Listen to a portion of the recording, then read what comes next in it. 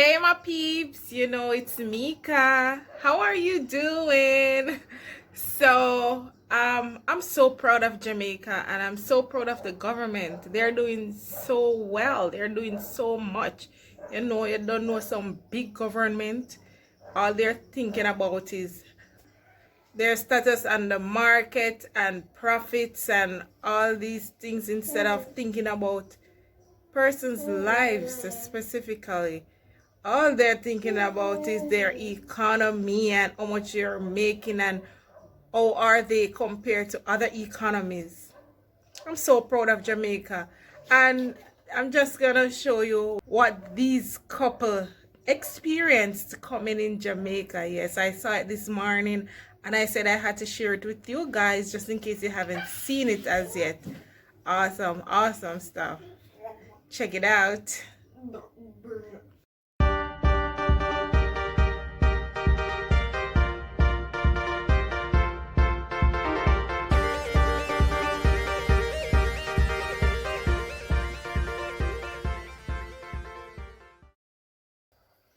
Topics of the tropics. It's topics. Share up and like it. Don't stop it. Watch it. Subscribe and clock it. Don't left it. Pack it. It's trendy. Rack it. Where, why, when, oh, just topics. Topics of the tropics. Thanks for watching. Do remember to like, subscribe, share, and hit that notification bell.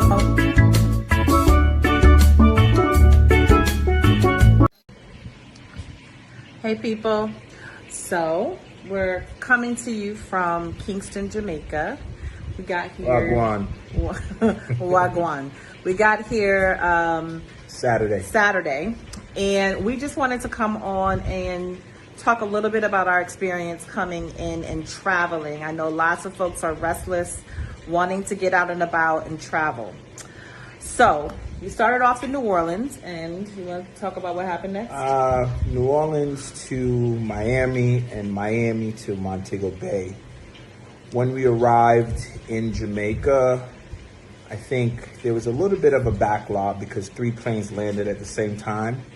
But as you exited the plane, they had everyone lined up. You had medical personnel in masks and face shields, full PPE, taking temperatures, escorting people to the bathroom as they knew it may be a little bit of a wait, so they were pulling people out of line, which was very thoughtful. But as you kind of moved through the line and they were taking your temperature, you kind of started to see the assessment process of what was happening. By the time we got to the first kind of checkpoint, hand sanitizer, and the first part of the screening process, you were escorted to a table where they took your information, which your information was already in the system because you had to fill out a form to get authorization to come into the country. 3 days in advance of travel. 3 days in advance of travel. Which somebody forgot to do. Yeah, she forgot to do it. And we almost got left. We ain't going to talk about that. That was her, right? So after that, they pulled up your information in the system, verified all of your information, kind of did a reiteration of what was on the document, kind of let you know what the procedures were in terms of quarantining when entering in the country. So then they informed us, or asked us basically, informed us, do you understand you will be getting a corona test today before you leave the airport? Right. So we left that space, finally got to immigration. So we gave our immigration documents and then moved on to customs. Meanwhile, every 5 to 10 feet, someone is spraying you with hand sanitizer. White rum. I mean, the chair we had to sit down in the registration space was wrapped in plastic. And before I sat down, someone rushed in, sprayed it down with some sort of sanitizing spray, sprayed the table. The woman who was taking our registration information changed her gloves. All of them had on N95 masks, white face shields, wiped down the surface area. And so this was happening at every step of the process. So after that, we go through immigration. After immigration, we head in to get our bags. Before entering the baggage area, we are sprayed again. We get the bags. Before we go through the customs now, to clear customs, same procedures.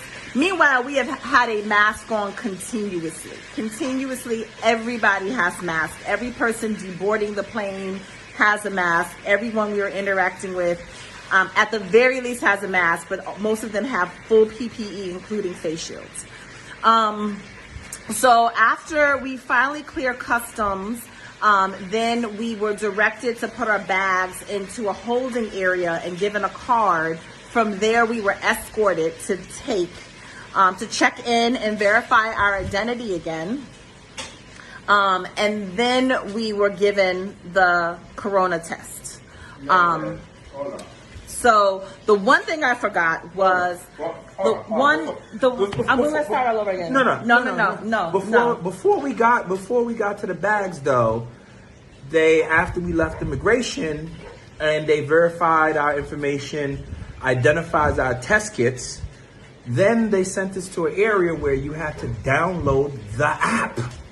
So there was an entire app that we had to download with a message from the Prime Minister. And she's going to tell you about the app because she loves the app. But this app is where you see a dashboard of all the cases in Jamaica, parish by parish, how many people are sick, how many people have died, active cases, recovery cases. And this is also where you check in on a daily basis while here. So they're tracking you, but also collecting data so that they know what's going on. But not only that they know what's going on, you know what's going on. So that was very, very impressive to get that app. So once we got that app, got our bags, went through customs, then we had to go through another checkpoint. So I think right now we're at 6. Off the plane, temperature, first checkpoint into the screening area, then the next checkpoint into immigration, after immigration into baggage claim, after baggage claim into the app, after the app to actually get the bags, and then after the bags to go through immigration. So yeah, we're about 6 or 7, right? So then we enter into this next line, we go outside, they take our bags, store them, and then we had to go to this other line where we had now downloaded the app.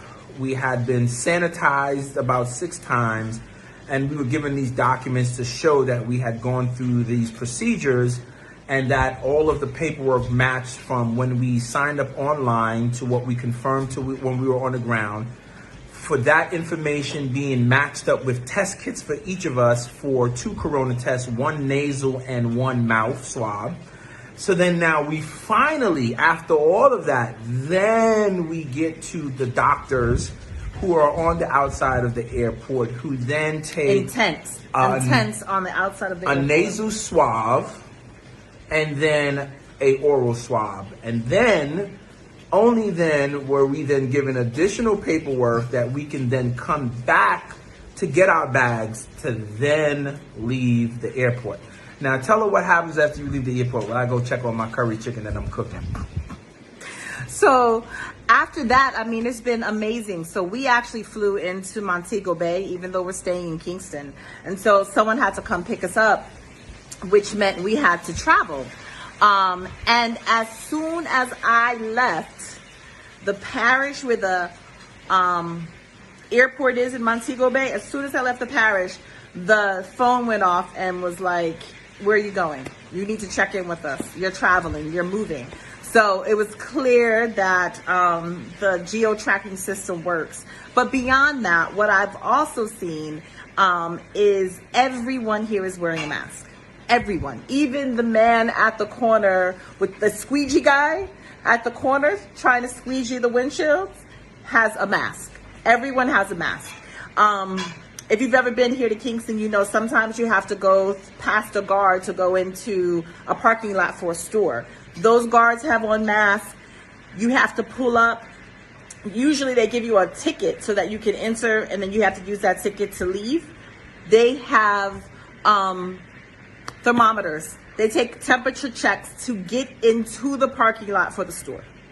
When you get to the store, there's guards on the outside sanitizing you before you can enter a store, making sure you have on a mask, opening the door so you don't have to touch the door handle.